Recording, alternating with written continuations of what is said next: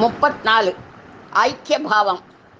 சரீரத்வம் சம்போ சசிமிஹிரவக்ஷோருகயுகம் தவாத்மானம் மன்யே பகவதி நவாத்மானமனகம் அத்தசேஷக சேஷீத்யயம் உபயத் சாதாரணதயா திதः சம்பந்தோ வாம் சமரச பரானந்த பரயோ.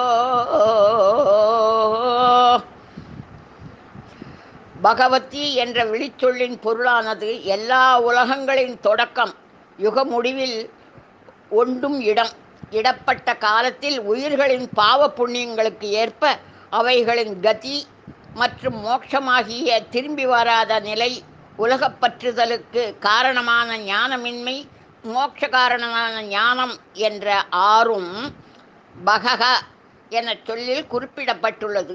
இந்த 6 தத்துவங்களையும் நன்கு அறிந்தவர்களாகையால் அன்றைய பகவதி என்று இங்கே பாகவதர் விளக்குகின்றார். இந்த ஸ்லோகத்தில் ஆனந்த பைரவரான காமேஸ்வரருக்கும் ஆனந்த பைரவியான காமேஸ்வரிக்கும் இருக்கும் பொதுவான தன்மையும் ஐக்கியபாவமும் விளக்கப்படுகிறது. சிவ, சிவா, சமயகா, சமயா போன்ற பெயர்கள், வண்ணம், முக்கண் போன்ற வடிவங்களில் இவர்களின் சமத்துவம் விளங்கும். மேலும் இந்த ஸ்லோகத்தில் ஈசனை நவாத்மானம், அதாவது நவவியோக சுரூபியாக சித்தரிக்கின்றது. அவைகளானவை காலவியூகம்,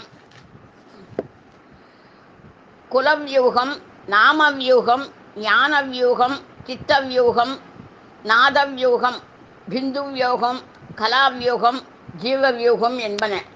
ஈசனை முன்னிறுத்து அவனோடு சக்தியின் ஐக்கியத்தை கூறுகையில் சந்திர சூரியர்கள் 2 கண்களாக கொண்டு விளங்குகின்றன என்று ஈசனியம், சக்தியோடு ஈசனை ஐக்கியப்படுத்தி கூறும் பொழுது சூரிய சந்திரர்களை 2 ஸ்தனங்களாக கொண்ட வடிவமாக சக்தியையும் முன்னிறுத்தி பாடியுள்ளதாக நோக்கத்தக்கதாகும். இந்த ஸ்லோகத்தை பாராயணம் செய்வதால் கணவன் மனைவி இடையேயான அன்பு மிகைப்பட்டு இருவரும் பிரியாது எல்லா வகை நல்ல பேறுகளையும் பெற்று வாழ்வார்கள் என்பது இந்த ஸ்லோகத்தின் தன்மை.